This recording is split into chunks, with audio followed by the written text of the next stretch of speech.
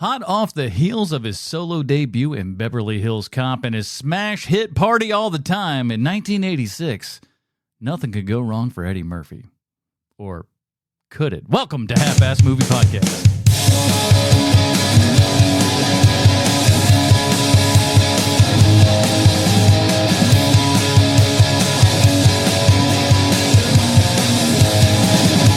Welcome. Oh, hold on. I have messed up some audio here somewhere. Hold on. Give me a break. Let me figure out where my stuff is going. That is it. Welcome, sweet Sean Kovacs from the internet. Hold on. Give me a break. Hold on. Hi, everybody. I'm Sean. Let me figure out where my stuff is going. That is it. Welcome. 1, 2, 3. Hold on. We'll give it a shot. Oh, thanks. Hi, everybody. I'm Sean. What's going on? There we go. All right. I figured out where all the problems going. And, of course, Bruce Leslie. Hello, everyone. Sorry, my goodness gracious. I had so many weird windows open here and everything. We didn't know what the heck was going on. Well, welcome back, Dirty Babies. It's time for another HMP here, a show where we put together half-ass theme as an excuse to watch movies. Now, this week, everybody, we are covering Eddie Murphy movies in the 80s. See how I just kind of go around it as best I can? I'm not trying to hit the alliteration just on the point with everything, because why not? Last week we talked about trading places and everything, so we decided, hey, let's keep on going into this next Eddie thing. He's in his own movie at this point and everything, but we'll see if this, because we're not into the point yet in his career where we're actually writing things for Eddie at this point. As we kind of said last week, he's kind of taking things as they're given to him and kind of Eddie Murphy-izing everything, as it were, right? This movie is basically, this movie was originally written for Mel Gibson, and Mel Gibson turned it down.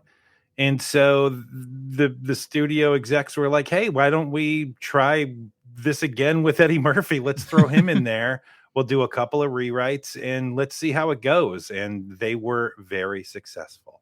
Every now and then, if you just kind of put that guy in it at that particular moment and everything, they did okay. Right. Yes, I think that this is probably getting real close, though, to the era when movies are written for Eddie, because we're only a couple of years ahead of Coming to America at this point, right? Yeah, I think it was after this one where they were like, we need to kind of put Eddie first in all of these, and maybe we'll get a better result out of it and everything. And I think that they did. We'll talk about all that stuff coming up, though. But before we do, we want you guys to jump on over and head over to the YouTube, man. YouTube or Twitch or Kick, we are all over the place. And if you are one of the people that are listening to us and watching us right now, please give a like on, thumbs up on this kind of thing and everything, because we need more of that. The more of you that are here and watching this stuff and everything and doing the comments and whatnot, we'll talk about all those in the show and whatnot. Also, we got Manver up in here already with some comments and stuff. So here we go. So we appreciate all that. And of course, you can always drop a super chat and put in for some Fortress Bucks and everything. We'll really appreciate that. And of course, read those at the end of the show as well, and any other little fun comments that we might have here along the way as well. So thank you guys all for that. And of course, drop us an email, halfassmoviepod@gmail.com. We'd really appreciate that. Hey, guys, I don't know if you know this or not, but a couple weeks back, I kept talking about how Mark Maron doesn't care about people, and we are the ones that care about everybody.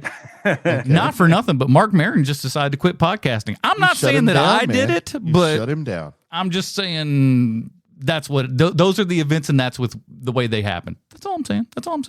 It also could be said that the man did it forever. I mean, how long was he doing it for? 15 years? About 15. Very long time. And, he's basically, he's got a crew behind him, but he's basically doing all of this himself. Originally, he was doing 90% of it himself. Yeah. And, he was like, you know what, he was much older than we were when we started too. So you got to think the man's probably in his mid to late 60s at this point. It's probably a good time to pull that shoot. I just thought he ran out of people. It's an interview show. Eventually you're like, yeah, I've already talked to everybody I can stay. Hey, listen, he did once he finally started going beyond comics and stuff like that. I don't want to say it was over, but I was just like, oh, they definitely need to start reaching out and stuff. Well, you can only have, this comic on 4 times before we start going who's got a movie coming out this week? There's basically 200 comics altogether that you could interview that are worthy of interviewing. So you got to think that probably I mean, he went as far as you can possibly go by interviewing comedians. That guy. Did he ever do a Cat Williams? Because he really gets you some podcast ratings. I don't know if he did. Hand. I can't imagine Cat Williams going on Mark Maron. I'll just say that. I tell you what, Mark Maron, I don't want to have to hear none of it from you. That's the episode that'll be his like reunion tour episode. Yeah, when he's coming back for one more time. One last Mark Maron. Again, thank you for YouTube comments and stuff like that. Our top YouTube comment came today, and I had to take a screen grab of this and everything because I knew that you guys would be like, Adam made this up and everything, but here it is. This guy is so sexy to me, and he's hilarious. I watched this video over and over. Plus, I've used all of his tips that I could make movie theater-style popcorn in minutes now. This is the video everyone should see. It's perfect. I did not pay this that video, Sean. Did you write that comment, Sean? There's not a single curse word in there. No. So if you want to be like this awesome person and write horribly incorrect things on the internet, why not? You know, have at it. I don't really care. I appreciate you all so much for that. Well, first of all, Adam, as I have stated to you many times before on and off air, there is nothing better than losing 150, 200 pounds to really help your psyche, and then also strangers on the internet saying the same. Like, it doesn't get much better. We'll be tooting a horn for a couple of days here. There's no doubt about that one. I'm like, there's no sweeter validation than the anonymous internet person. Amen to that. It's like I told you guys that when I was in that grocery store line, and the cashier was like, "How old are you?" Like she's an African American lady. She's like, "How old are you?" And I said, I gave her my age. She goes, "You look like a man." And I ate off of that for like 2 weeks. So I totally understand what you're talking about. Oh yeah. You look like a man. And I just kept hearing that over and over and over in my head for like 2 weeks. I do look like a man. Thank you. Thank you, stranger. That is correct.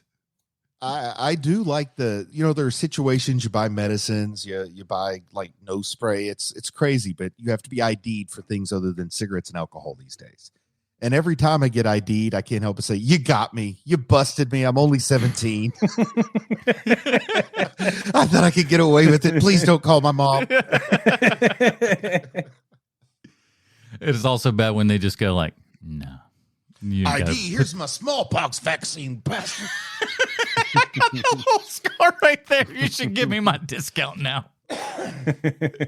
All righty. Today's movie is The Golden Child. Bruce, you picked this one any particular reason, or was it just the one of the few that was in the running? I picked it for a couple of reasons. Number one, I saw it in the movie theater. So whenever there's a movie I've seen in the theater that's from way back in the day when I didn't get to go to the theater a lot, I like to cover those here on the show. And then the second reason is, to me, and I might be off base here, I might not be in tune with the rest of the world, but this felt like kind of almost a forgotten movie. I don't hear people talk about it a lot. So I thought it was something I remembered liking when I was young. It's got Eddie Murphy in it. I have never rewatched it, so why not rewatch it and see if it holds up? Maybe we introduce some people to the movie who weren't familiar with it. Maybe everybody already knows about this movie and has an opinion, and I'm the outlier, but I thought it might be an interesting one. There's also the fact that you kind of can't do an 80s Eddie retrospective without this movie, because this is really the first movie where, like, it's not just the premise behind the movie. It's literally Eddie Murphy is the reason why you're going to see this movie. Yeah, Eddie Murphy. Yeah, you don't see it on The Golden Child. You're not going to see it on the premise of it. You're going to see this comedy movie because Eddie Murphy is in it. 100%. I mean, his head is bigger than the title of the movie. I also wanted to avoid going into sequel territory, so I thought this was a safe one instead of another 48 hours. Yeah. Oh man, you don't want to. You don't want to do that one, Bruce. And I've never seen it. And I think it's 1990, that movie. Yeah, that one's just out shy of the coverage, as it were. Thank goodness for the decades. That's a very, very bad movie. Well, let's get into it, fellas. Here is the IMDb plot line for The Golden Child. As we all know, IMDb 100% correct in everything they say and or do. A private detective specializing in missing children is charged with the task of finding a special child from the dark when forces want to the dark forces want to eliminate. I should learn how to actually read. This is written by Dennis Feldman, who did just one of the guys in Species in 1995 and Virus in 1999. It's directed by Michael Ritchie, who directed Downhill Racer, Prime Cut, The Candidate, The Bad News Bears. You've heard of that movie, and Fletch, but unfortunately also Fletch Lives.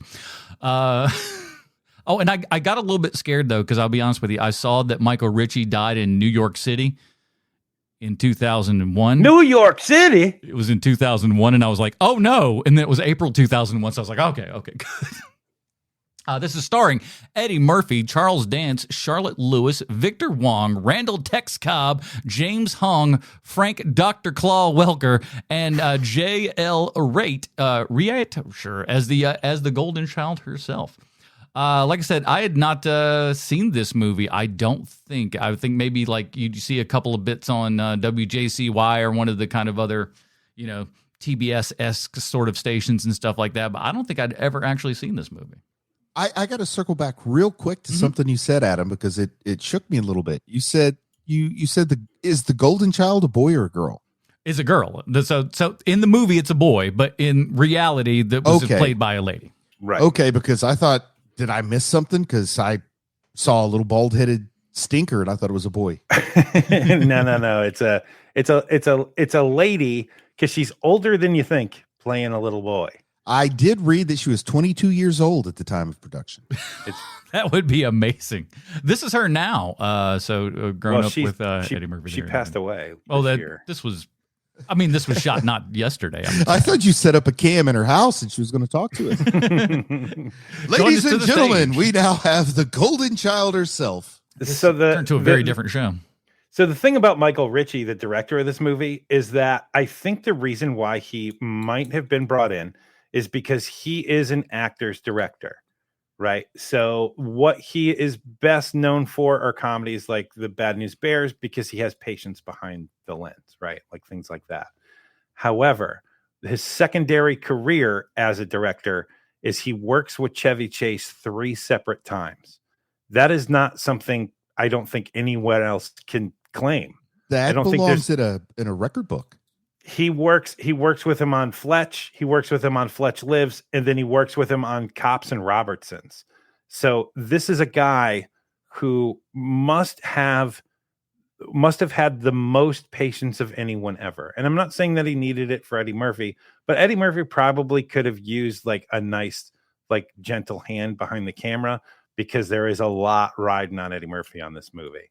And so to have someone like a Michael Ritchie behind the camera is probably a really good bet. Yeah, somebody that's competent and can put together something that I think, and he also came from early in his career, the world of television and stuff like that. So my guess is he's also a guy who can get stuff really done on time. Right. I don't really know a whole lot about the director other than he just, to me, sort of seems like a guy, you pay him to do the job, he does a competent job and goes on to another job. So like just a gun for hire kind of thing almost. He's also, though, like he can shoot comedy really well. Like, we just had our top 5 list on Patreon this week of top 5 movies that we loved as kids that as adults we see they suck. There is a movie on that list that I did not put on because I have not seen it because I am afraid to see it as an adult. And this is the movie The Scout. I loved that movie so very much as a younger man. It's got Brandon Fraser in it, and he plays a pitcher that Albert Brooks has to try to convince to play for the New York Yankees. And it, as a kid, was just an amazing movie.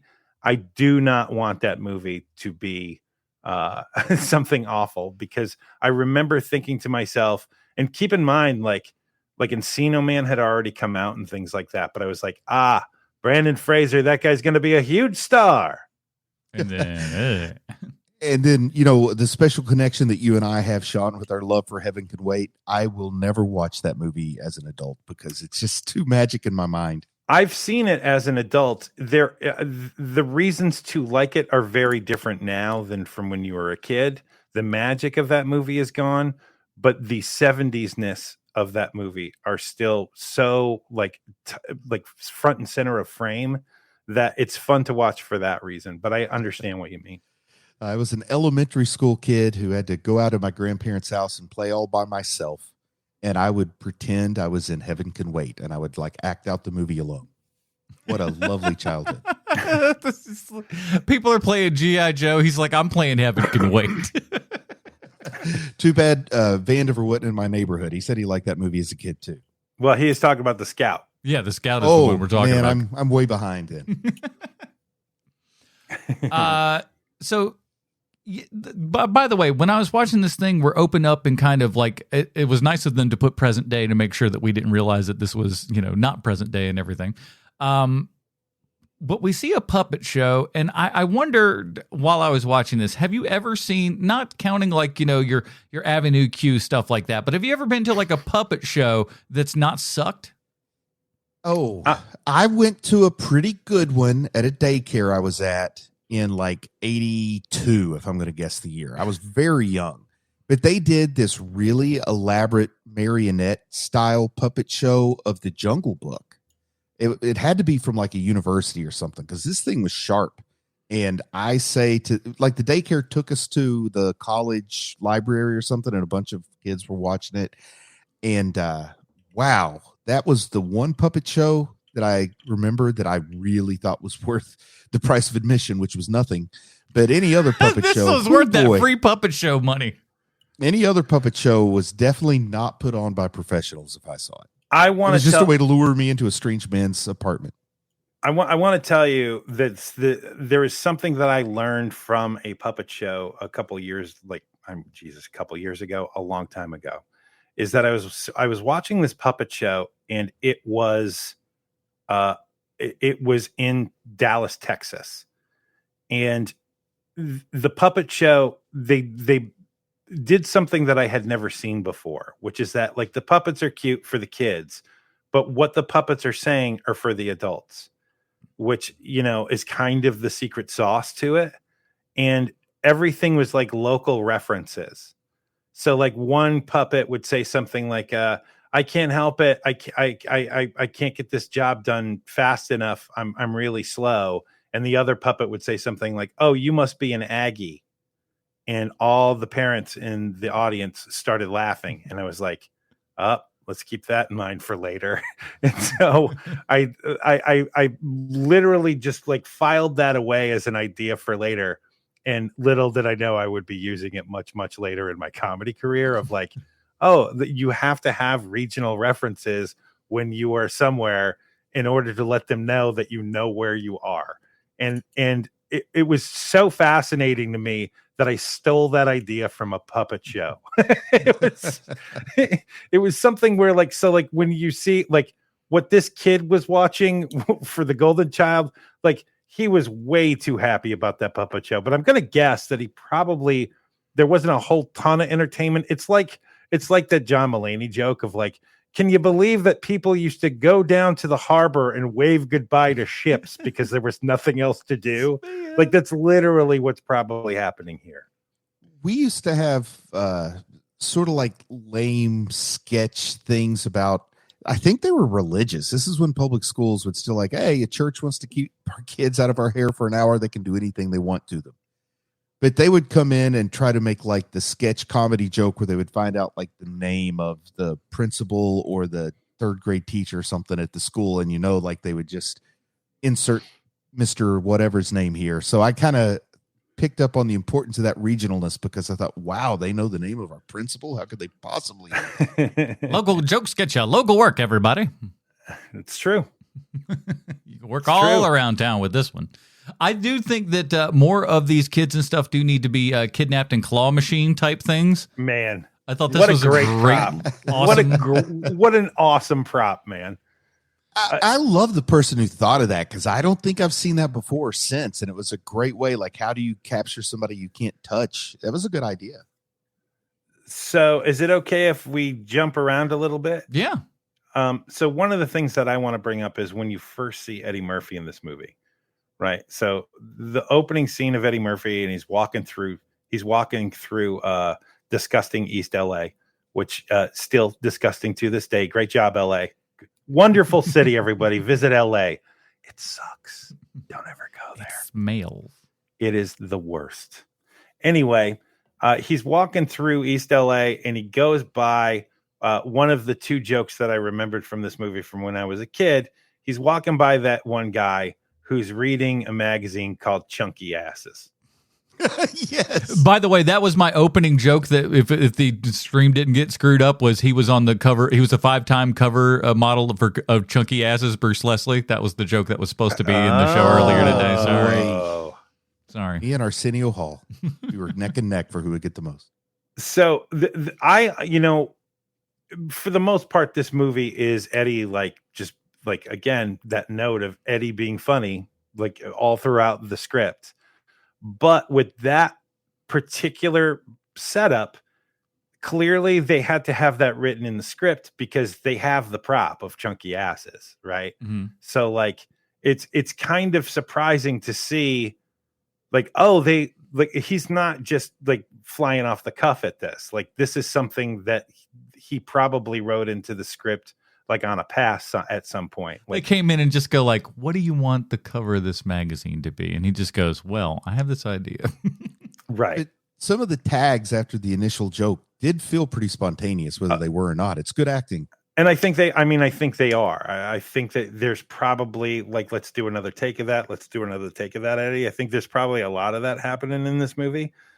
But my biggest question about the magazine Chunky Asses is, where do you get the photo for that? You got to make that. You've got to say, okay, art department, get over here. Who do you either like or dislike the most, depending on their opinion of Chunky Asses? But I mean, and you just take it from there. But I mean, the photo on Chunky Asses is a big lady, like on the cover, wearing lingerie, bending over. So how do you get that model to model for that? Is my okay? Let me tell you. Suspect. Can I give you? Please. Okay, so I suspect that in 1986, you just put out an ad. We're making a big Hollywood movie, and we need someone with a chunky ass. And you got a line around the block. I think that all you do is say, we need to take a photo of a really chunky ass for a prop in a movie, and people just are that hungry. Hooray for literally Hollywood. and figuratively. Dear Mom, I'm in movies. Things are great. It won't show my face, will it?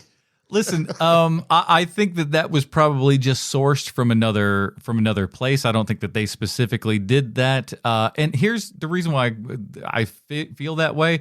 When I was 17, 18, a buddy of mine, we were leaving his job one day, and he just was came around a corner, was around my shoulder, and throws this magazine in my face and goes, "Hey, look at this hot stuff." And it's just old people porn. And it's what are you, an insane person? And he was an insane person. But that stuff exists. It's out there. And I feel like they were just hey, listen, get that from, borrow $5 from Larry Flint, and he'll lend you the picture. I think that might have been a real magazine. Sean, would you Google Chunky Asses and see if that was ever a real magazine? Well, that would mean history, that you think that I don't have a subscription. That's one of the Time Life ones where you just kind of I got to get one of these subscriptions. What do I got to win that Publishers Clearinghouse. I'll subscribe to anything. It's what I like. It's my passion. So it's just I subscribed to normal sized asses, but they were all out, so I got the next one available. So did you guys notice in the Eddie Murphy introduction scene, the character introduction scene, did you guys notice the music that's playing as Eddie's walking around town? No, I can't say I did. It was the most We're Not Axel F song, I think, right? Was it a Chick Corea thing? It is.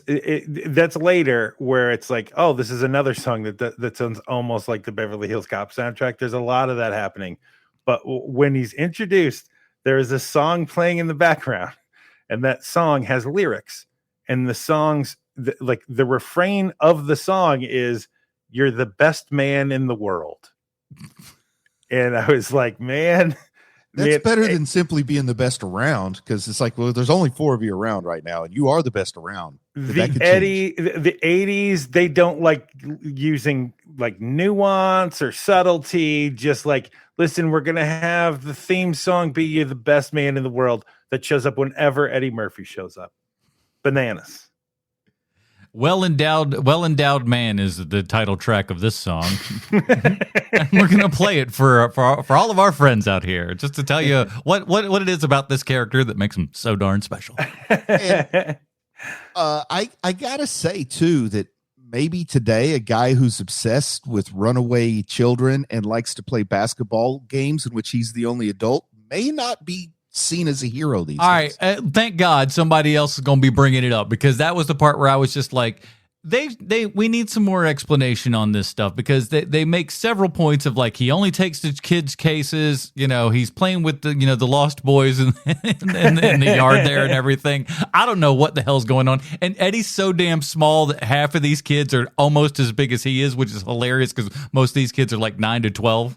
And tell me if I'm wrong here, but I don't think he's acting in any kind of legal capacity. It's like, my hobby is finding lost children. No. He's not a detective of any kind that we can tell. And like when asked think on he the gets show paid to do it either, even though he has an apartment and leather hats. He's asked on the television show, what do you got to have to, do this? He just goes, like, basically says an unabiding love for children. I'm like, what are you talking about? That's it. That reads creepy, sir. It's just like, that's all I got to have is a will in my heart, and I can go out and find any damn kid I want to.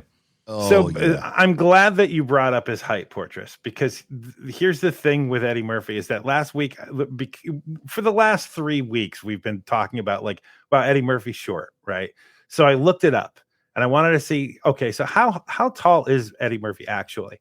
And if you are to believe what he claims, what do you think? What do you think Eddie Murphy claims is his height? Listen, short dudes usually claim 5'9". Oh, I was going to say a lot of them claim 5'11s because they know you won't buy 6 feet. 5'9" is what he claims. There is no way that man is 5. There is no way. Yeah, this is not a joke. A real serious question. Is Eddie Murphy much taller than Kevin Hart? Yes. Okay, because I don't know how short Kevin Hart is, but he's always next to The Rock, so that makes you look short. He's almost like he's like 5'3", I think. That's Muggsy Bogues territory. I mean, that's Danny DeVito tall. So the other thing that I at the top of this movie, when this movie starts rolling, is you see that it is an Eddie Murphy production. Oh yeah, I saw that. I was just like, oh, he's finally getting his name in production company in there. And of course, i.e., that's what you got to do at this point when you're this kind of a star, is start some sort of production company so you can get paid twice. Right, exactly. And can you guys guess the first movie that was an Eddie Murphy's production movie? Couldn't have been Pluto Nash. No, this movie came out before Pluto Nash, genius. Was it the made-for-TV thing, What's Alan Watching? What? What are you talking about? He did a weird TV movie where they did a protest to free James Brown. Oh, no, it's not that. It's a very well-known movie. It's Beverly Hills Cop. That was my thought, but I was just like, would they give him that in his first kind of starring role? But I guess so. I was surprised by that too, because I if you were to ask me, I would think this would be the first. Exactly. He would have gotten enough heat to where he could be like, "Oh, I'm Eddie Murphy, damn it, put my name on that." That I would understand. Beverly Hills Cop, it's like, 48 Hours was fine, but like you didn't hit that stride till Beverly Hills Cop for sure. Right. But I think also because there is that thing of like, oh, he's saving another one of our movies. Let's give him something. Taking him out of the dregs for sure. Something for the effort. So his character name in this movie is Chandler Gerard. What, like, there's sometimes when you can just go, you could change it, right? I'm just glad that they're not trying to, because the last two movies he was in, he has the coolest names ever for characters, right? Yeah. Axel Foley. Awesome name. Billy Ray Valentine. Very cool. Awesome name. Don't try to beat him, man. Just like give him some generic name like Chandler Gerald. Yeah, and it just rolls off the tongue. And that, Like because already... the problem is you look at it and every time, because the name is so bad, is that you're like, nope, that's Eddie Murphy. Mm-hmm. You don't go, oh, Chandler's here. Chandler, that's Eddie Murphy. Shut up. But if you give him something cool, you're just burning the name, right? Because at this point now, you know it's Eddie Murphy. So it's kind of like when with any bad movie where you're like, oh, well, that's just Keanu Reeves. Oh, that's just The Rock. Like, you don't know the character's name. Like, what is The Rock's name in Rampage? No one knows. It's The Rock. Exactly. And it's either The Rock or it's Dwayne. Now, like, those are the two roles that he plays, okay? And they are the same guy. And I think other than the TV interview on that local access show kind of thing that he was doing, I don't know that anyone ever calls him by his name, because I couldn't have told you what his name was. The demon does. The demon calls him by his name often, because there's the whole thing where he's like, my last name is Gerald, man. And he keeps saying Gerald. Oh, yeah. It's just like, oh, we say names, but like, we had a lot more fun in the 80s with this. Like, that's not how you pronounce that name. Well, I think Snooty. Gerald Chandler would have been a better name than Chandler Gerald. You're right. Write a letter to the paper, Bruce. I just might. Dear editor, I have a complaint about the Golden Child film. To whom it may concern, you may know me from other such rants as... That cloud was not a rain cloud, despite what you said. He has that like, oh, yeah, he just writes letters to movies, not people in movies, nothing like that, just the movies themselves. So when it comes to, like, Adam, you're usually the bigger stickler of the three of us when it comes to special effects. What did you think of the special effects in this movie? Honestly, they're okay. They could have been a lot worse than they were. There's a couple of things where a winged thing is flying around and stuff, and I'm like, for an untouched movie, my guess is like what we were watching was kind of like the Blu-ray scan and everything. There is a brand new 4K scan that's out in Vinegar Syndrome, by the way, sold out of all these. This thing moves. This thing knows how to move some copies. Man. Somebody never let up on the media. Somebody buying it, and some people are upset that it's in that category for Vinegar Syndrome. They're just like, this movie doesn't belong there; it's too mainstream. Well, I mean, come on, man. That's now there's people complaining about how it's popular. Yes, this is too popular for that line. That line is reserved for movies like Sidekicks. How dare you make money? Exactly. How dare you make money with things that people might actually friggin' buy? You monster.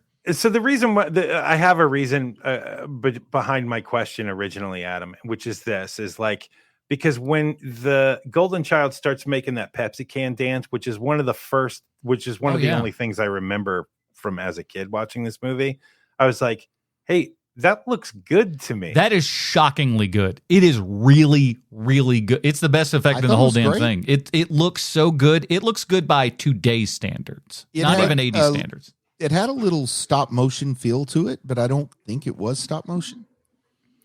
I couldn't tell you. I don't know. I think it was stop. I think it was stop motion. I would guess. I thought by it looking might at have been some early CGI kind of thing. No, it would have looked worse than that. It would have looked so much worse. If they would have tried to make that on a computer, that would have looked so bad. The stop motion look really works well too for that particular effect, because it's being constructed for you with telekinesis, so it sort of makes sense. It would have that jerky movement. Oh, I thought it was a great touch, but I'm also like a sucker for anything that looks a little bit like Harryhausen. So it was the big monster at the end. It was so smooth, and like the lighting was fantastic on it. It didn't look like false lighting. It looked like what was actually there and everything. And obviously, because for the composite and everything, the only part that starts to look a little bit bad is just before the foot comes. But that's to be expected with the gear and all that kind of stuff. But really, really good. But the big demon thing at the end surprisingly looked pretty darn good for the most part. I was shocked at how decent it was. I mean, that's when I was feeling a little Harryhausen there because it was a blend of puppetry, a little something else, and some stop motion. But the stop motion parts really warmed my heart. I'll bet it looks better in the new kind of scan there and everything. If they tried to just do good solid composites there and whatnot, I bet it looks good. Hell looks better in this movie than the movie that comes 10 years later, Spawn, Oh my gosh. Malbosia would have been much better as stop motion. Man, what a cavalcade of CGI nonsense. Man. Just swirling around in a pit of orange, and you're just like, is this what we're doing? And gobble, gobble, gobble. And you're like, what is this crap? Hell And of looks all the way better names in and this. of all the names and things I forget, I'm angry that I can remember Malbosia that easily. Yeah. Well, they did say a billion times within that and the comic itself. It was just, that was kind of nonstop with that. I couldn't tell you Spawn's human name to save my life right now. Al. It is. It's Al. Simmons. I just saved my life. I met the real Al Simmons right beside the Spawn funny car. 1995 was wild, you guys. It was a wild time for comic books, man. We had it all. And Todd McFarlane went bankrupt, you say, next to the Spawn funny car and buying all the baseballs. Yeah, and strangely, he doesn't regret a thing. No, why would you? Sure. Charles Dance being in this bad boy, I forgot that he could be so young. I know. It is one of those things where, in this movie, he could be 30, but he also could be 65 because he has that look to him. I mean, we know what he looks like as a very old man because we saw him as a very old man. I wouldn't go so far as to call him handsome in this movie, but you're definitely like, oh, that is a stage acting British thespian. A British gentleman, to be sure. Right. Yeah, you just like that. You would trust that guy to house sit for you. Right. Because he's not throwing parties. He's like the Richard Harris school of acting, where Richard Harris, fine actor, but no one would ever go so far as to call that man handsome. He definitely commands your attention, though. Yes. I enjoy when Charles Dance is on the screen. Yes. What are his powers? Whatever they need to be. I guess that's what it kind of feels like in this movie. It's just like, oh, he can teleport now. Is that right? Demons do all kinds of crazy stuff. Well, same with the Golden Child. I mean, the Golden Child's the same way, where it's like, what all can you do there, kid? Why aren't you getting yourself out of there? I could do anything but free myself from this cage. This wooden cage. I can't. No good. No good. The combination of baldness and telekinesis, I really started to imagine this is an origin story for Professor X, but then at the end of the movie, the kid can walk. But I mean, he sits down the whole thing, and it's got the bald head and the weird telekinesis and stuff. I do have to say, one of the things that I do like about this movie, even now on this new viewing, is that the kid isn't completely helpless. They're not treating him like a child who has very special needs. The kid, he's he's trying to get out himself, and he keeps trying to touch people and he's trying to trick people all the time. And I do like that about you could see the wheels it's a strange moving. turn of events where we have a kid who keeps trying to touch adults. But you can see the wheels moving in the kid's head and everything, and he's like, oh, how am I figuring out this sort of stuff? And and the kind of while they're limited interactions and stuff that he has with Eddie and everything, it feels real. It feels like this is a real little kid here and everything. So especially in the 80s like this, you're tossing up a coin as to whether or not a kid actor is going to be good or not. Right. All the things I remembered about this movie, I did not remember that the kid was magical. Oh, wow.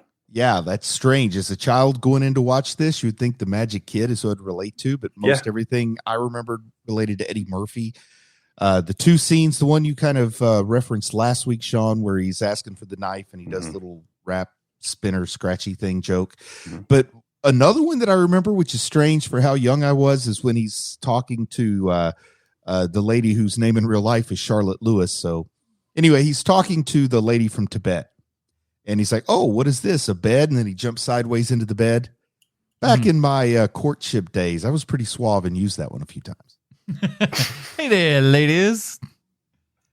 Bruce, if you could afford it, would you have had the bed that does the circle, the turnaround and everything like that, the rotating bed? I always wanted the old Murphy bed, that it would be sort of uncontrollable, like in a Three Stooges short. So you're laying in it and randomly during the night, it would just close you up into the wall. Wakey, wakey, bam. Hey, lady.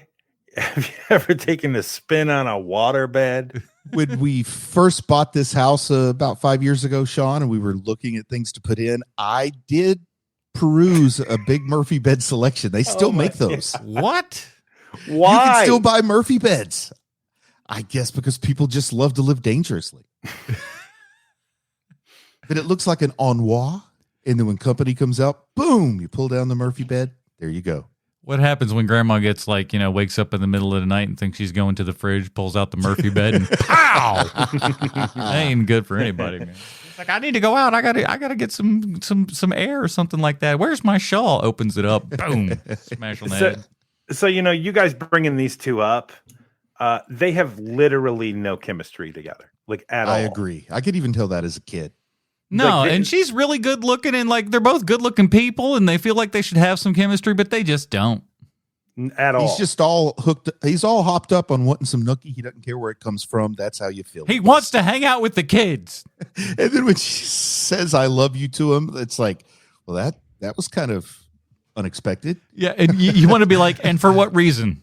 Yeah, did you have any? It's like, rhyme? well, I have known you for almost 36 hours, so I understand. You help me save that little kid.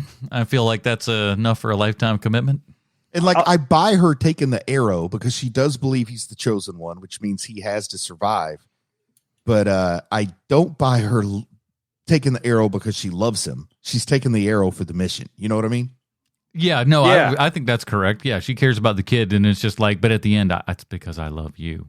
Yeah. And then she becomes a bird by the end, so to speak. And when she gets resurrected, I hope I'm not spoiling this. Spoilers, everybody.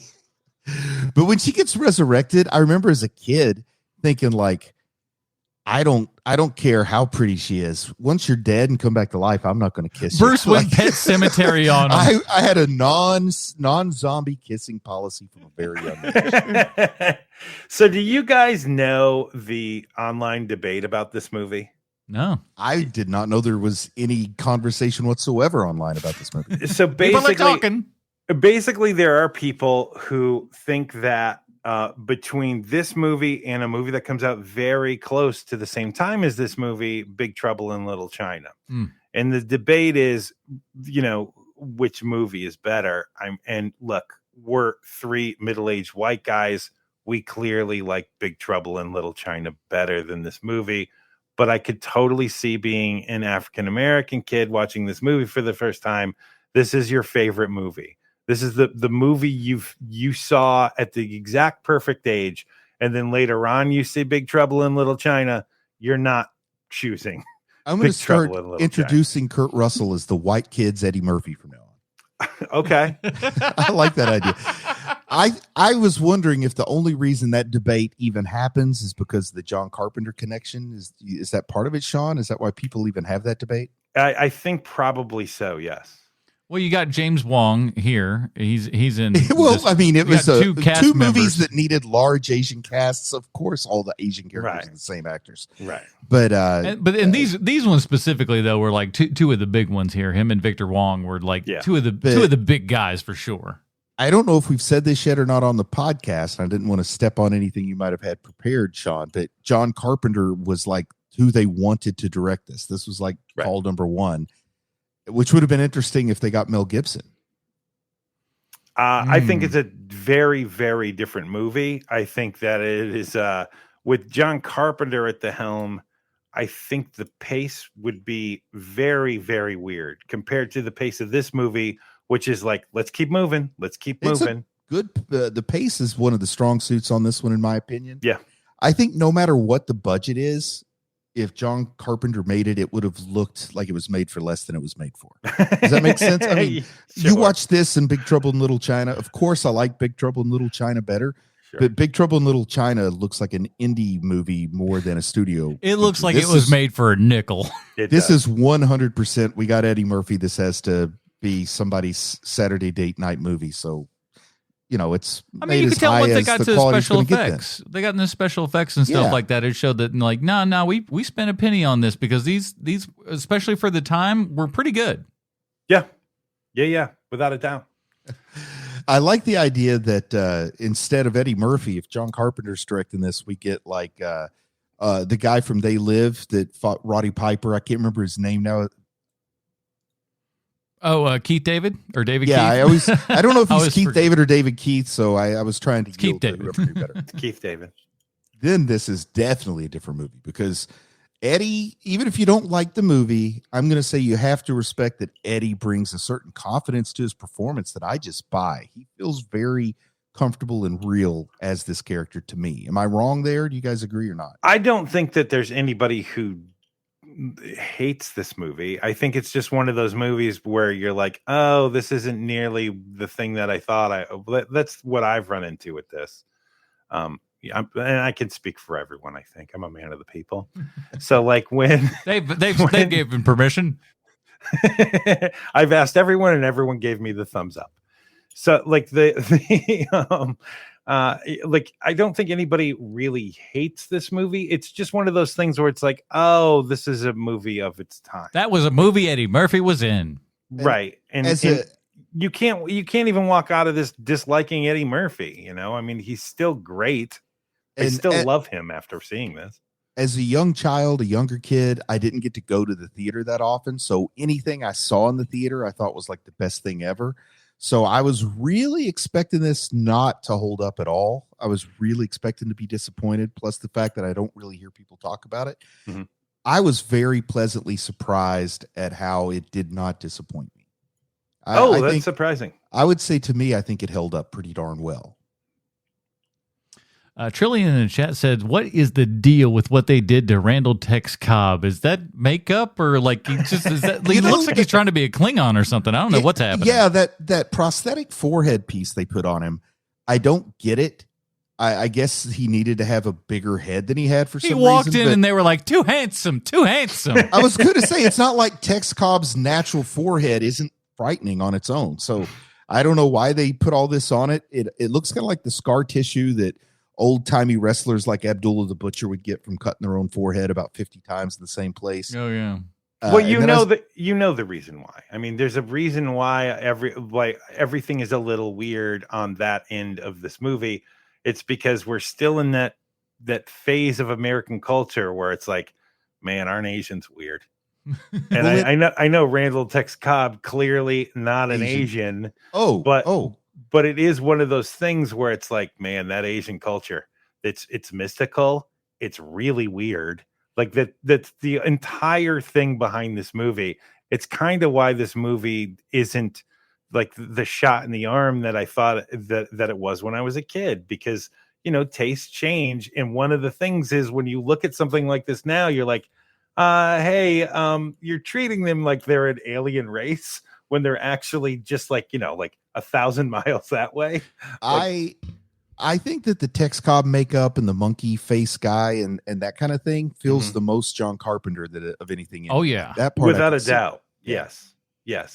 But I mean, it is like the other. You know what I mean? Like this movie still has that part of it in there, and it just hits it hits a modern eye wrong when you see it. It's fine. You're a freakazoid. We'll just put you on the thing. That's just how we did in the 80s. You know, we're just like, you know. And, you know, I will say this about this movie, too, is that there's a lot of like ridiculous shit in this movie. But the most ridiculous thing in this entire thing is watching a 5'9", wink, wink, Eddie Murphy beat up a gang of bikers with nothing more than a even smaller East Asian lady, like to help as backup. I'm sorry, I'm calling bullshit on this. And when you see those fights happen, you're like, man, what are we doing here? What do you think of Eddie Murphy's fight choreography in this movie? I think that person needs to be fired. Whoever that was needs to be fired. He's clearly kind of doing like, I'm trying to not do karate, but the only things that we know on camera are karate moves. He even like talks about, I'll show you what I think of that karate, but he's clearly doing like I don't think that Los Angeles tough guys do a whole lot of like side kicking in their fights. I just don't. And he's doing some of that stuff and throwing some, you know, fancy looking punches, and it's hilarious because it seems like there was a time in movies where every action star just kind of knew some karate for no reason. Right. And I feel like there's a lot of that with Eddie Murphy's fighting here. Plus, it is kind of hard to picture him as a tough guy. He needs to be the guy that talks his way out of situations. In movies, it's reading, writing, arithmetic, and karate. We all know that. You know, the thing, I think also that it's a very good point you bring up about the karate stuff, Bruce, because there is no doubt Eddie Murphy has seen Dolomite. Oh, yes, yeah. Yes. And I can guarantee you that he did not want to look like like Rudy Ray Moore and Dolomite doing karate in this movie. So like he had to like, listen, we're going to cut back on the karate and I'm just going to punch this dude in the face. Well, he went full circle on not wanting to look like Rudy Ray Moore, didn't he? Well, I mean, what are you going to do? Can we talk about the hat? Because as a kid, I had never seen that hat before. The hat. And then I saw on Eddie Murphy, the leather cap thing. Mm-hmm. I thought that was like the coolest thing ever as a kid. And now as a grown man, I can't believe another grown man would pay retail for a hat like that. It's so bad. I hate this hat with a passion. Is the only reason for it because it's supposed to be like a West Coast street style version of the Tibetan cap that the Golden Child wears? That's kind of what I was thinking. Dude, was this ever a fashion? Like, is this a common hat, or is this like a weird thing that was just in this movie? Jim Brown really did kind of like put that into the American psyche, that hat, I think. And he wore that entirely for hairline reasons. So I get it with Jim Brown, but that's the only other time I saw this. And I was wondering if you guys made that. And those are connection usually cloth and not leather, or black leather. You know what I mean? Man, he had to be so hot walking around East LA with that hat on. And it's not, it doesn't even look like it fits 100% correctly either. Like it's like one of those, it almost looks too big and too small at the same time. I don't know how that happens, but it does. Is it fair to say by 80s standards that Eddie Murphy does a minimally offensive version of a gay character when he does his like gay accent? That wasn't too bad. I felt like it actually had a little more nuance and respect than what I was expecting from an 80s movie. Well, especially from Eddie Murphy at that time. Yeah. It was so good. I started to wonder if maybe Eddie Murphy's got a more of a pansexual tilt to him than we realized. Because don't go there, dude. Do not go there, dude. I don't know. Do not touch that third rail. I retract it. Do not touch that third rail. He was very sensitive, I thought. So I retract it. Just remember the 90s. Did you guys notice a real cameo in this movie? No, what? One of Eddie's big things in the movie is that he's the chosen one. So we've got the golden child and the chosen one, which is nice that we have a differentiation between those two things. But as the chosen one, he's got the knife that he goes to get. This is the same knife that they ended up using in The Knifey? Shadow. This is knifey. That's knifey? No, it's not. That's what IMDb is to tell me. Just look at the knob at the top. That face doesn't have big teeth, like sharp teeth in it. They probably just like reworked a little bit of it, but I like that's what the internet's to be believed, and that's I choose to believe it. Damn it. Google knifey and see what pops up.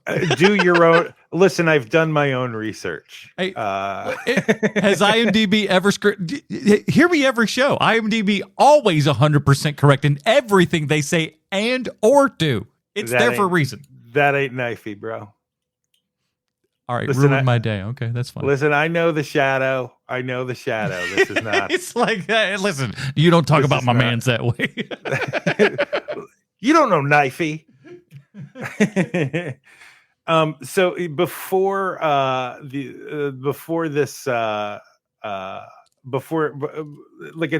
to watch this early this week in order to get all my stuff done to watch this movie, and so I saw this movie free on Pluto. Have you guys ever watched anything on Pluto? It's been a long while. The planet or the streaming service? The planet, of course. I'm talking about the planet. I've probably watched Pluto without realizing it sometimes because you can search for a movie and it'll say like free on these, and I just click on one and watch it. But I don't like seek Pluto out very often.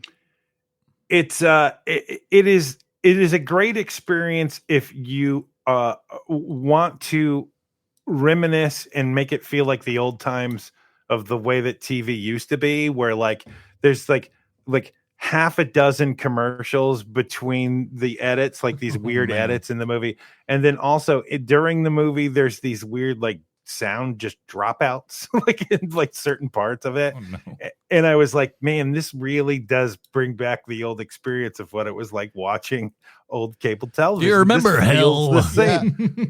Occasionally when I'm watching those streaming services, they'll deliver me ads in languages I don't comprehend. And then I really feel like, okay, it's like I'm visiting somewhere and I'm watching cable and they've got a population's a little more diverse than where I grew up. It really starts to feel that way. Like all of a sudden there's a Spanish language thing and you're like, what is this about? Who do you think I am? Like, you didn't log into this thing, did you? No, I did not. I've got two more notes on this. One is everyone driving around in Chrysler K cars. Amazing.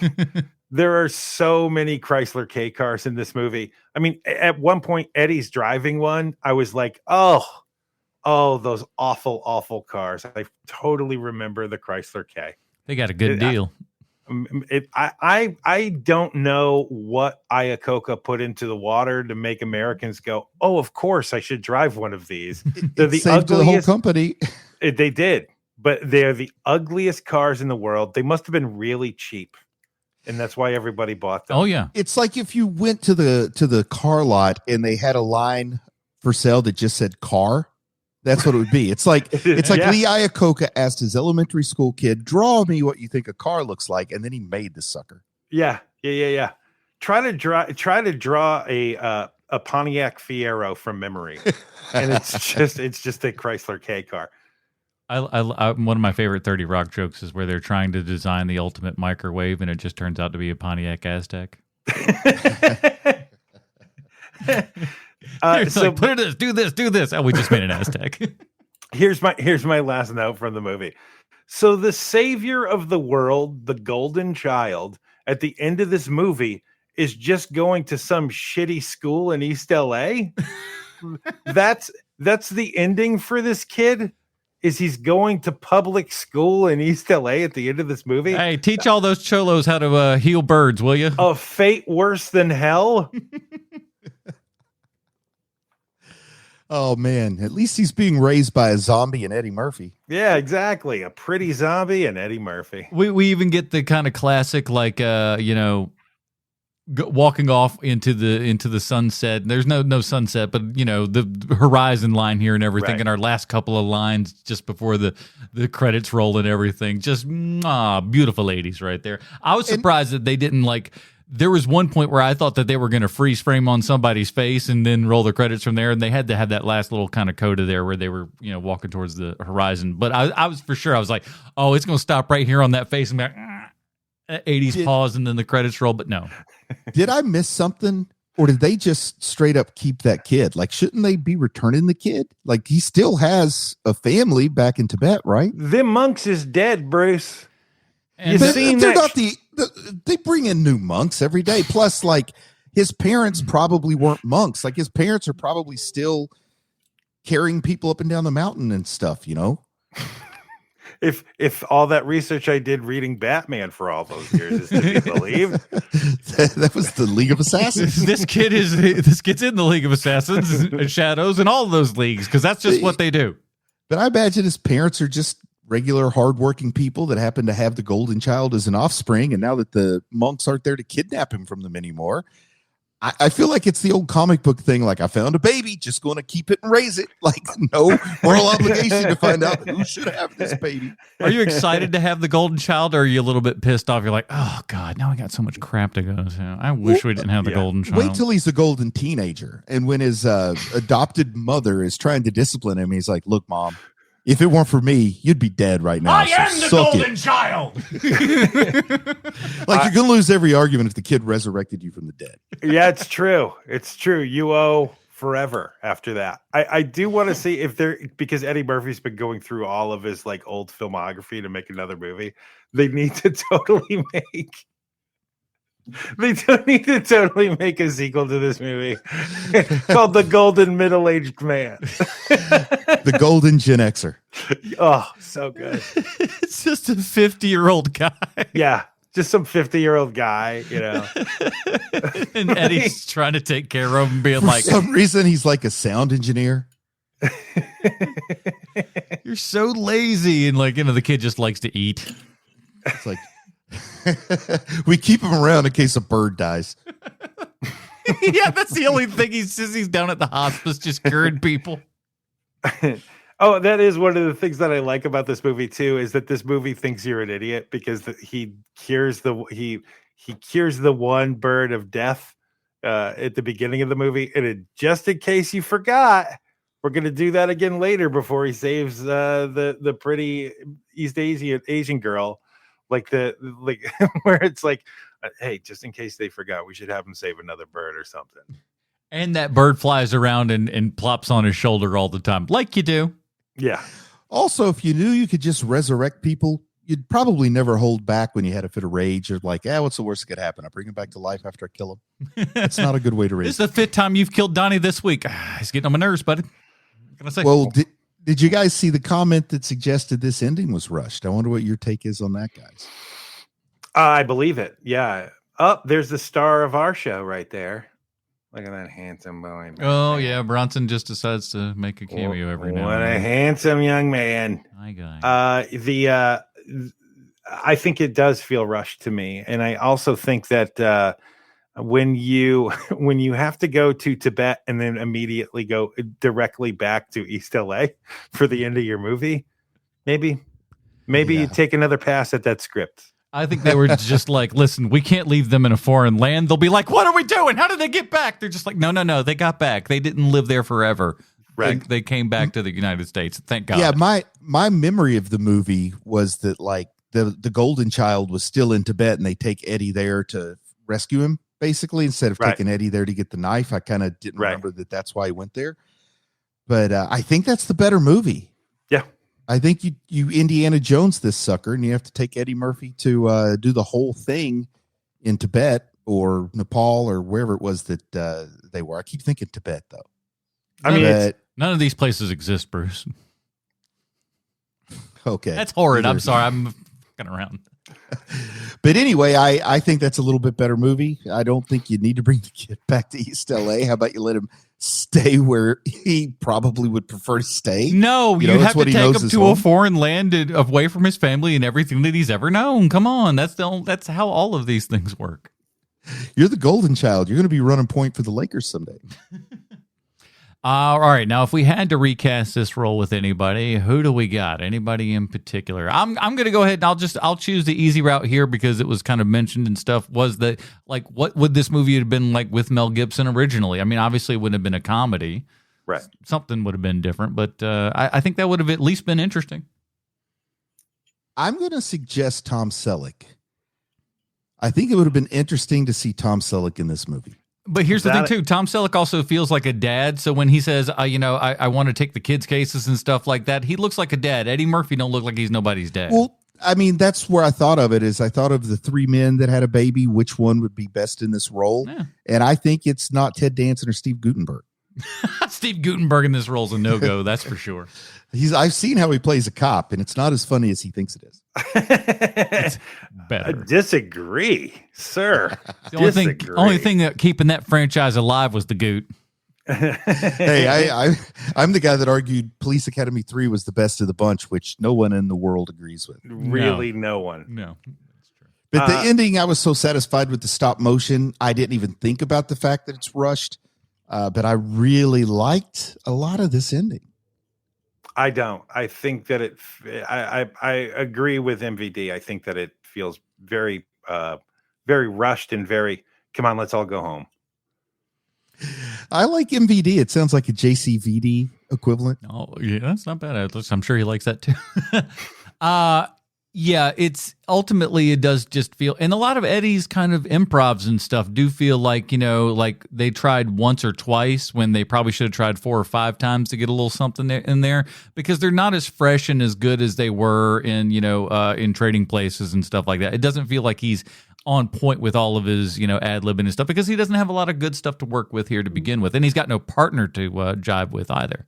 But the part that you're forgetting, Adam, is that this is still really new to a white audience. Like white America has not seen this before, and so when he's doing it, like you're lapping it up. I mean, I can remember being a kid and just being like, "Up there's Eddie again, being awesome, just being so awesome." And so, like now, in hindsight, 40 years later, after this movie comes out, yes, you can say to yourself, like, "Oh, he's kind of running out of some stuff here." Yeah, but it does feel like he's grasping a couple times, just going like, "Is this good? It's good. It's good, right?" But that's all just in hindsight, because at the time, like, it's just like, "Oh my God, I can't get enough of this stuff. Keep going, Mr. Murphy." That's how I was anyway. I thought he showed some restraint in this. I was kind of impressed that it didn't go too far into Eddie being Eddie is the whole point of the movie. I thought there was a little restraint compared to some of the scenes in 48 Hours. Which I didn't get to review with you guys, but I have seen. Gentlemen, we got 5 Portress bucks coming in here from Alex. Oh, go Pacers. Alex says, "Go Pacers." I guess they had a good evening on their hands, maybe. Hey, I hope Dan Issel's in the game. I don't know what that means. I'm going to say that's a sportsman. who probably hasn't played a game since 1982. No sportsman from 1982 coming in and playing. All right, fair enough. I was watching the last game of the finals the other night. He says, "Oops, wrong live stream." No. I'm there with you, Alex. I'm there with you. I was watching the last game the other night, and after the Pacers were up by almost 30, I was like, you know what? I can stop watching now. And it was like the damn near into the third quarter. I'm going to guess the Pacers got this one, and it looks like they did. If you're yelling "Go Pacers" and they're playing tonight, very nice. All right, final review here and everything. Bruce, the Golden Child, 5 stars. What out of 5 stars? I'm not trying to influence you to do specifically 5 stars. You can do what you want. I'm all over the place because I'm going to give this movie credit for being better than I expected, holding up pretty well from when I remembered it. But my expectations were in the gutter. Yeah, it's kind of weird like that, but I enjoyed this movie. I would watch this movie again. I would recommend this movie. So I got to give it at least 3.5. I can't go any lower than 3.5 stars, but I'm afraid to go 4. If I go 4, they'll string me up. 3.5 dead birds. I need to pick something other than stars for every movie. Sean? I think that this is a just middle of the road 3. It's not something that you're going to hate if you rewatch it for the first time in a long time. You're just not going to love it like you did when I saw it as a kid. When I was a kid, I thought this movie was just as good as Beverly Hills Cop or 48 Hours or Trading Places. And it's just not that. It's like the tier below that. But it's also not something where you're like, I cannot believe I just wasted so much time watching this movie. So for me, it's a 3. Yeah, it's gloriously an hour and a half. Mm-hmm. And like you said, for the most part, the pacing does kind of like we keep going. Things are moving. Like there's always, it may not be the most entertaining thing in the entire world, but at least something is always happening. You don't feel like you're spinning wheels running. A Peter Jackson cut? About 4.5 hours, yeah. Oh, yeah, just a little extended edition Golden Child. The things people were really looking for is like, what does the Golden Child do on his off time? See? Yeah, bring in David Lynch to direct the dream sequence when he's talking to Charles Dance and the live audience is applauding. It's 86. Is he still on an Atari or is he graduated up to a Nintendo yet? Little things like that. Right, and also because there's a lot more scenes and extended scenes, we just grab Eddie Murphy now and just have him keep playing the same What's role. the difference? You won't really notice. Yeah, you wouldn't notice. And what with technology and all, we can just, we just slide that little. I just want him to redo the fight scenes, leave everything else the same. Mm-hmm. I'm gonna go. My instincts say just 2.5 on this one. Like it's not atrocious. It was better than I expected it to be honest. I think what was the because there was another one. We had so many like little kid movies where there was like The Golden Child. What was it? Was there like The Little Emperor or something like that? And there was another. I don't know. There Yeah, we had The Last Emperor. Yeah, I don't The know. Last Emperor That's is what it not is. for kids. I'll tell you that right now. That movie is 4.5 hours long, and it starts with the Last Emperor slitting his wrists in the sink somewhere, trying to commit suicide. That is definitely not. Come a little on, kid's Johnny, movie. let's go to the theater. Mommy, I don't like this. As well, you shouldn't. But yeah, it's just okay. I wish it were a little bit better, but at this, like we said, at this point, Eddie's not coming in and doing his stuff. He's doing someone else's work and just trying to, Eddie it up the best he possibly can. And he does fine enough for this movie. That's for sure. Yeah. Well, that is it, everybody. We got another one under our belt here. We'd like to thank everybody up in the chat room and everything for sounding off, and our good old Portress Bucks here and everything from Alex. We really appreciate that. Sean, we got one more movie in our 80s Eddie Murphy movie marathon month, and this next one is a favorite of yours, yes? It is, and I have not seen it since I was a kid, so this is the one I'm most nervous about. I think I've brought this up on the show before. I love Coming to America. It is the hardest I have ever laughed watching a movie. So I am very nervous to see this movie next week. I am certain that it holds up.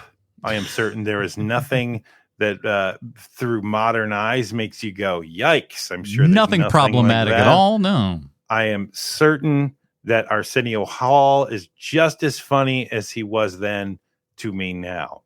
And so for all of these reasons, I am very much looking forward to seeing Coming to America next week. That's probably the Eddie Murphy movie I've seen the most. So I'm looking forward to it too. Man. I really thought you were going to do Beverly Hills Cop. I did. I was saving Beverly Hills Cop 2 for Portress because I know what a Tony Scott fan he is. And we just ran out of time with Eddie Murphy in the 80s. Hey, listen, but at the same time, too, like we got plenty of Eddie movies, and we may go beyond just specifically the 80s and stuff like that. But we'll certainly hit back at Eddie Murphy at some point in the future because he's Eddie Murphy and he's got a few films to pull from. The next month will be Eddie is Too Many People month. I mean, shit, we literally could have 1 month of Eddie in just the donkey role. That is true. I mean, think about that. I think we do Norbit, the Clumps, Nutty Professor, all, and in Coming to America, he plays too many people. We will get to talk about Eddie plays too many people. All right, I'm back in. And he does Coming to America, where he plays more roles as well. Yeah, but I can't wait to talk about his white face as much as I did Dan Aykroyd's black face. When you look it up, when you look to see what Eddie Murphy's most successful movies are, have you guys done that yet? No, I mean, I imagine they're probably a lot of the 90s they were stuff. all. Yeah, I thought it was all Beverly Hills Cop. Those were like the highest grossing movies ever for a while. So Beverly Hills Cop, 1, 2, 3, 4, 5, fifth highest grossing movie Eddie Murphy's been in. Number 5. So are the rest Shreks? Yeah. The top 4 are all Shreks. It's Shrek 2, Shrek the Third, Shrek Forever After, and then the original Shrek. Then it's Beverly Hills Cop. Wow. That's funny. Yeah. Yeah. Has he reached the point that like he's introduced as Donkey from Shrek when he comes onto a talk show or something like that? I would imagine that his friends probably, like if he's going on like a friendly show or something like that, they definitely do that. I don't think that he puts up with any of that horse shit if he's going to some stranger's talk show. I can't imagine that he would put up with any of that. Yeah, he didn't come on the David Spade show no matter how many times he was invited. Exactly. So after Beverly Hills Cop, there's his next three like highest grossing movies. After Beverly Hills Cop, Mulan. Man. Yeah. I forgot about the dragon being Eddie Murphy. Dr. Dolittle. Wow, that movie made money. That because the first Doctor Dolittle didn't those movies didn't tend to make money. So that first one, Robert Downey Jr. couldn't even bring money to Doctor Dolittle. That first Doctor Dolittle with Eddie Murphy is made $294 million, sir. Jeez, it was a beloved children's film. And then the last one on this list is Coming to America with $288 million. Man, but I mean, what a crazy list! Like I had completely forgotten that Eddie Murphy was even in Dr. Dolittle. Never mind that it's one of his highest grossing movies. I would have sworn those Flubber movies would have made more money than Dr. Dolittle, though. They felt like they penetrated society more than Dr. Dolittle did. He's not in Flubber. No, the Robin Williams is in Flubber. What are you talking about? No, I'm talking about the absent-minded professor, the Nutty Professor. Yeah, I apologize. I got my wires crossed on that. It's a remake of a Disney thing. The same guy. I thought so too. I thought he did the Jerry Lewis one, right? That's the one he remade was the Jerry Lewis Professor movie. Correct. Just mainly because of the family, the clumps, and people quoted the Hercules, and all that so much. I would have sworn that would have out box officed. Is that a verb? I would have sworn that would have out box officed Dr. Dolittle. Yeah, I totally agree. I would have thought the same. I would have thought that the Nutty Professor would be in the top 5. Yeah, I would have as well. Because you couldn't get away from that movie. And again, they made 2 other movies with it and stuff like that, and it lampooned all the hell and back. So it made its mark on history and everything for sure. Yeah, I was pretty confident Haunted Mansion didn't make the list. I walked out of that movie. Well, you can't do it when you're falling. All right, let's get to the end here. Bruce, where can people find more of your work on the internet? Just check out Werewolf Fighter. It's still there, still waiting for people to enjoy this award-winning 38-minute extended short that I made with my family. Excellent. Sean? Check out more HMP on YouTube, man. We've got shorts that Adam has made. We've got more video now. Poke around. Tons and tons of stuff happening. Yeah, see more of this. See more of this. We got it.